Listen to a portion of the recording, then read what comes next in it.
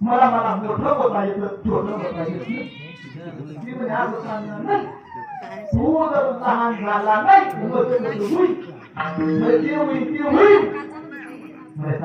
परमात्मा म्हणतो आपल्याला लहान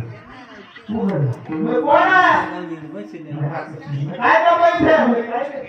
त्याला त्याच्या घरी करूच म्हणून माझ्या घरी काय मोठी लक्ष काय करू त्याला त्याच्या घरी करवत नाही मोकळा घरी आला राजाच्या घरी राजाच्या घरी एवढं काय राजाच्या घरी जे आहे ते सुग्रीवजी महाराज सांगतात ते गोविंदजी महाराज सांगतात हो मग याला गेलो त्या देवाला उचलावं